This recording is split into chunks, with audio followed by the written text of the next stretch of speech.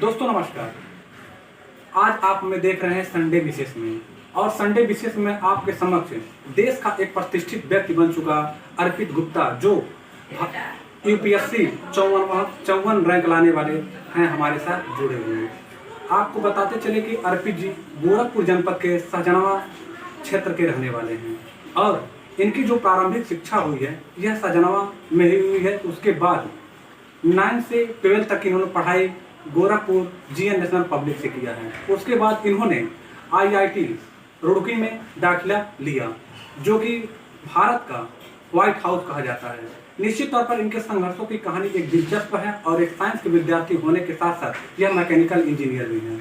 Mechanical engineer के दौरान इनके मन में विचार आया कि मुझे भारतीय प्रशासनिक सेवाओं में अपना सहयोग देना चाहिए। खैर, जब हमारी इनसे विस्तृत बातचीत हुई तो इन्होंने बताया कि यह विचार हम 11th और 12th में थे तभी से आते थे, लेकिन मेरा काम जब मैं मैकेनिकल 3rd ईयर का विद्यार्थी हुआ करता था तो हम इस पर काम चालू किए, और परिणाम आज आपके समक्ष है। अर्पित जी, मैं आपका अपने इस खास संडे विशेष कार्यक्रम में आपका स्वागत करता हूं, और मैं चाहता हूं कि आपकी प्रेरणा से हमारे खास करके गोरखपुर जनपद के विद्यार्थी ज़्यादा प्रेरित हों, और कहीं कहीं आप पूरे देश में पहचान के मोहताज नहीं है, यह किसी से छिपी नहीं है। आपका हमारे कार्यक्रम में बहुत स्वागत है। बहुत बहुत धन्यवाद आपका इस प्रोग्राम के लिए। और मैं इस प्रोग्राम के माध्यम से अपनी जो भी बातें हैं और अपने जो भी एक्सपीरियंसेस रहे हैं वो लोगों तक पहुंचाने की कोशिश करूँगा। जी, आपसे पहला क्वेश्चन ये रहेगा, आज चूँकि एक रूढ़ियाँ आ रही, क्योंकि मैं उस टाइम पे सिलेबस वाइज काम कर रहा था, एग्जैक्ट वर्ड्स देख रहा था कि सिलेबस के क्या वर्ड्स हैं और इस पर क्या किया जा सकता है। ये जो चीज़ें हैं ये आप जब करते हैं तो धीरे धीरे आप सिलेबस को उस तरह से कवर करते हैं जिस तरह से इस एग्ज़ाम की रिक्वायरमेंट है। और इस एग्ज़ाम की रिक्वायरमेंट ऐसी नहीं है कि आपको कोचिंग लेने की ज़रूरत पड़ती है, लेकिन अगर आपको ज़रूरत पड़ रही है, खुद से आपको ऐसा फील होता है कि आपको कोचिंग लेने की ज़रूरत है, तो आप ले सकते हैं कोचिंग, उसमें कोई दिक्कत नहीं है। लेकिन अगर आपको अंदर से ये लगता है कि कोचिंग में कहीं ना कहीं जो है आपको बहुत ज़्यादा कंफर्टेबल नहीं फील होता है, तो आप कोशिश करिए कि आप सेल्फ स्टडी की तरफ आगे बढ़िए। मुझे लगता है कि मेरी जो ये सफलता जल्दी, जो यूपीएससी में कहा जाता है कि 2-2.5 साल जो है बहुत कम टाइम होता है जी, तो मुझे 2.5 साल में जब ये सफलता मिली है, मुझे लगता है कि इसका बहुत बड़ा रीज़न ये है कि मैंने सेल्फ स्टडी की और मैंने कंसिस्टेंटली जो है इफ़िशियंट पढ़ाई करने की कोशिश की है। मैंने जो भी चीज़ें की है उसमें इफ़िशियंसी जो है बहुत हाई रखने की कोशिश की है। इसका जो है रिजल्ट मुझे इसलिए जल्दी। So tell me, what are the most important thing during your preparation from the first day till your selection? There have been some of the important events which actually affected me.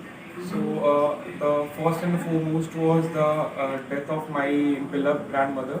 So that happened in December 2019. So I was just 4 months into the preparation when it happened. And then next was the COVID-19 crisis, where migrants were at road, and I was also stuck in Delhi at that time.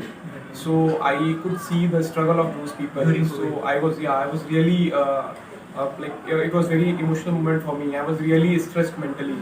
Again, there was an issue when I came back at my home. I could see people here, they were not able to earn. So I thought that if I become something, I would like to change their lives. There have been number of things these days. If you see, the life became really uncertain in the last 1 or 2 years. So this in fact affected me mentally. This left me thinking of a lot of things also. But then it also motivated me. These incidents motivated me that I have to do a good job for the country, and I have to be an administrator which would exactly bring those changes in the lives of people. My second question is to you. There are lakhs of aspirants who are unable to interpret the line between the books.